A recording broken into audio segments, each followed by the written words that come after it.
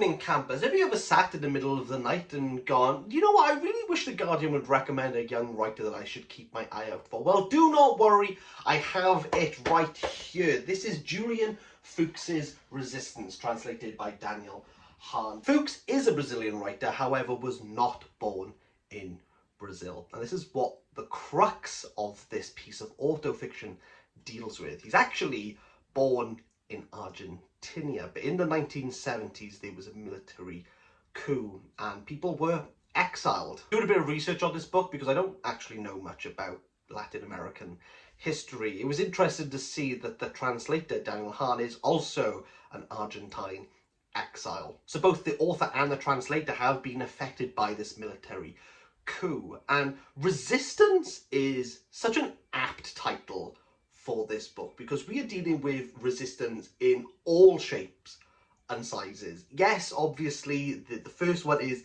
political resistance, but we also have familial resistance because Fuks's brother is adopted. And at the beginning of this he goes, well, I want to say adopted, but I don't think I should say adopted. And well, is he adopted? Is he my brother? And we're trying to find out this relationship. We also have the resistance of where you're from, cultural resistance. Yes, Fuks was born in Argentina, but if he's been raised in a different country, is he now more Brazilian than he is Argentinian? And such a sobering moment. Chapter 18, which is the moment I realised this was autofiction. He goes to visit his parents' house, the one they fled from, and he can't bring himself to go into the house, like, at all. Jumping back to familial resistance, we also have parental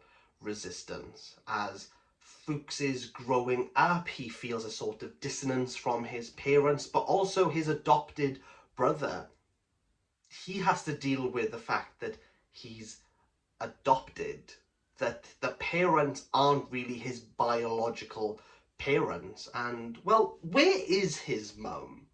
Well, let's talk about a moment of history I had zero, like no understanding of. Didn't even know this was a thing. During the military coup of the 1970s, pregnant women's babies were given to those who supported the government. These were the adoptive children. What happened to the mums?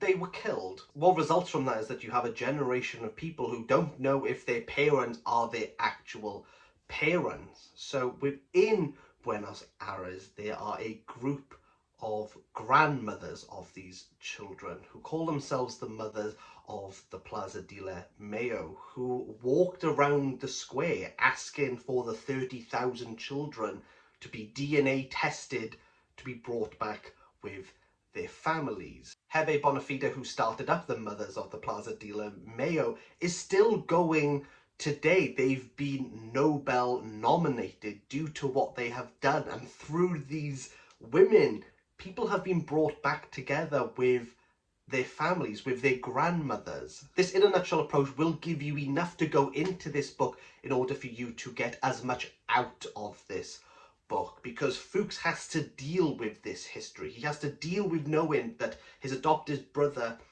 is with his parents.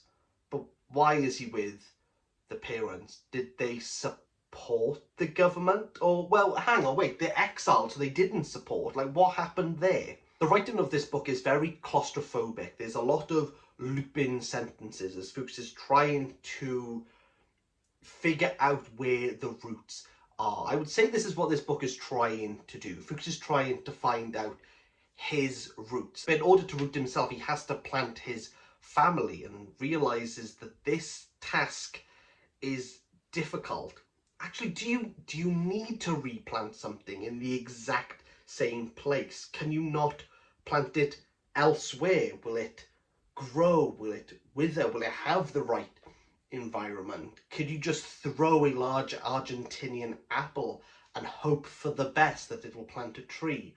Maybe, maybe not. This is autofiction, but we're not really that focused on Fuks. All the attention is given over to his adoptive brother. That's the problem we are trying to solve, if it is a problem. As we get further into this book, Fuks is almost resistant to understanding who his brother is. Does he need to know everything about him? Can he just know him as his brother? Can he just know him as just another person? Does he have to try and understand what's going on? Does he resist this want, or does he become complacent? This is the book that readers wanted Maria Stepanova's In Memory of Memory to be. This is it. This is someone going through their own memory, going through archives, going to museums, trying to understand their place in history and the history's place with the world and how this context matters. Questions that he's answering do not have a clear-cut yes, no. They're open questions, but they're the size of craters. He doesn't even know how to fill in the gaps to get to the other side. This is a great book to understand about 1970s Argentina, because I knew absolutely nothing, and there's enough in here where Fuks isn't giving you the answers, and he's kind of prompting, well, I suppose he's assuming that you know what's happened, but there's enough nuggets in there that you can go delve yourself. This was great. This was great. This is an 8 out of 10. Huzzah.